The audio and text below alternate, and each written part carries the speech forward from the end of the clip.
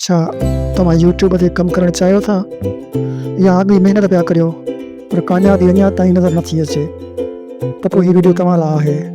छाकाणि त हिन वीडियो खां पोइ तव्हांखे सम्झ में ईंदी कामयाबी छो न पई मिले ऐं उन ताईं कीअं पहुचबो।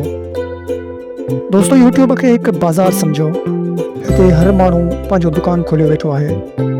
को टेक्नोलॉजी विकिणे थो, को ख़बरूं, को तफ़रीह, को तालीम। असां बि इहो ई सोचियो त पंहिंजो दुकानु खोलियूं, कुझु कमाई करियूं, पर बाज़ार में अॻी हज़ारे दुकान आहिनि। किन जा दुकान हलनि था, किन जा बंदि। हाणे सुवाल इहो आहे त तव्हां उन मुक़ाबले में कामयाबु कीअं थींदा। जवाबु सादो आहे, या हाणे सब्र ऐं तजुर्बो। जहिड़ो तव्हां मोटरसाइकिल हलाइणु सिखो था, पहिरियां उस्तादी वठो, मश्क करियो, कॾहिं कॾहिं किरी बि पओ, पर आख़िरकार हलाइणु सिखी वञो था। साॻी तरह यूट्यूब ते उस्तादी घुरिजे, सिखणु, सम्झणु ऐं मुसलसल महिनत करणु।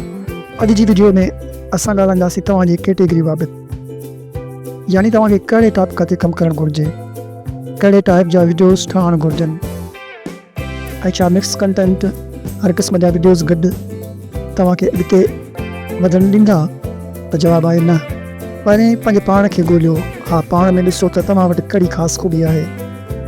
अहिड़ो कहिड़ो कमु आहे जंहिंमें तव्हांखे दिलि जो एतमाद आहे त हा, हिन कम में आउं माहिर आहियां, हिन कम में आउं महारत रखां थो। कोई मिसाल थो ॾियां, को माण्हू शाइरीअ में सुठो आहे, को मौसीक़ीअ में, को तारीख़ या कहाणियुनि में, को सहाफ़त या हिकमत में।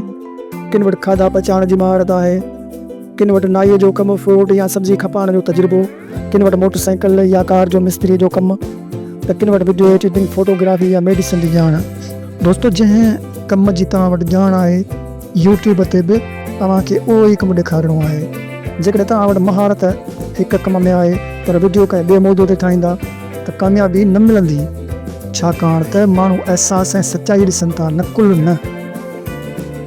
तंहिं करे पंहिंजे दिलि सां सुवालु करियो, मुंहिंजो असुलु शौक़ु, मुंहिंजो असुलु कमु कहिड़ो आहे, उहो ई मौज़ू चूंडियो ऐं पोइ उन ते ई महिनत करियो।